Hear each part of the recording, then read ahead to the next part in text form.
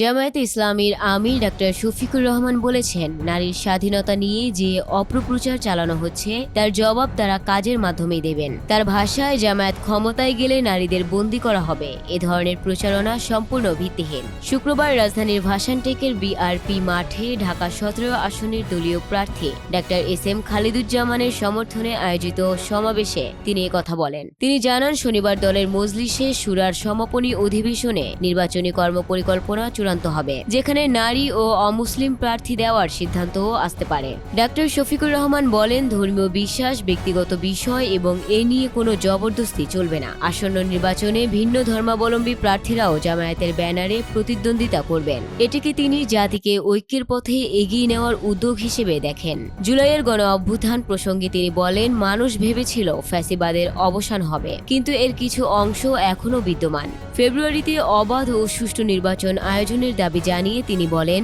জনগণ যাকে সমর্থন দেবে জামায়াত তাকে অভিনন্দন জানাতে প্রস্তুত। আর যদি জনগণ জামায়াতকে বেছে নেয় তবে দেশ গঠনে তারা সব রাজনৈতিক শক্তিকে সঙ্গে রাখবে। বিএনপির সাম্প্রতিক মন্তব্যের প্রতি ইঙ্গিত করে জামায়াত আমির বলেন, জনগণ যদি আল্লাহর ইচ্ছায় জামায়াতকে নির্বাচিত করে তারা কাউকেই বাদ দেবে না। একই সঙ্গে তিনি অভিযোগ করেন, নির্বাচনী প্রচারে হামলা, গুলি এবং নারী কর্মীদের উপর আক্রমণের মাধ্যমে পুরনো সন্ত্রাসী চক্র নতুনভাবে সক্রিয় হওয়ার চেষ্টা করছে।